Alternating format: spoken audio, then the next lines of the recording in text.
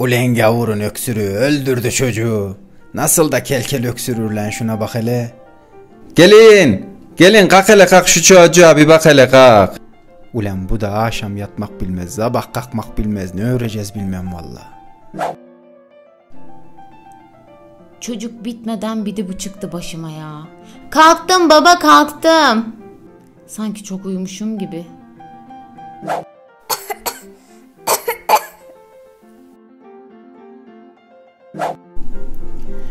Yavrum ne illet hastalığımış bu, yedi bitirdi çocuğu. Aman baba vallahi sorma.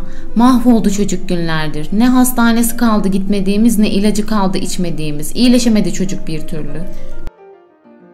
İyileşmez tabi canım. Yalan ayak, başı çıplak dolanıp dururlar ortada. Yemek yemezler, çorba içmezler. Ama kola cips dedim mi arkasından yetişemem. Ne yapayım baba, ikiz olunca arkalarından yetişemiyorum. Sabaha kadar uyku uyumadım, inanır mısın? Sen de haklısın kızım ama ne öğrelim ya. Sen var ya, bir bekmez karabiber kaynatıvır bunlara. Tilki gibi ayağa kalkıvırırlar valla. Dede! Senin dediğini duydum, o bir kere çok acı, ben onu içmem. Anne, ben öksürmüyorum, bana içirmeyeceksin değil mi? Sözümü tutmazsanız mecbur içireceğim kızım. Şimdi kahvaltı hazırlayacağım size. Güzelce yerseniz şurup içersiniz. Yoksa pekmez karabiber. Ayşe, annemi yemeğimizi yiyelim, yoksa annemiz bize pekmez karabiber yiyecek. Anneciğim, ben de zaten çok acıkmıştım. Hele bir yemeğini de göreyim. Milyonlarca yemek istiyorum. Zaten abur cubur çok da zararlı. Asla onları yemem ki.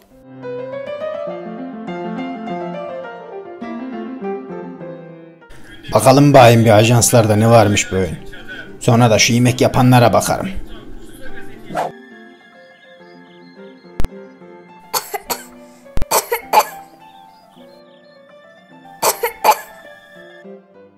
Naha kara yerin dibine batsın şu hastalık lan. Gelin getir gel bayım şu pekmezle karabiberi ya. Anneciğim ne olur içirme, ne olur. Getir gel. Yoksa bitmez bu hastalık. Ay yeter bir, beni darlamayın. Habiş, geliyorum kızım. Anne, sen bunu içirmeyeceksin değil mi? Ay kızım, bir de sen çıkma başıma. Ah anneciğim ya, bir türlü iyileşemedin. Anneciğim, ama ne yapayım? Sen de iyice bir öksür de şu balgama çıkar at artık kızım. Ama anne, çıkayamıyorum ki. O zaman sessizce bir öksür de çıksın şu balgamın.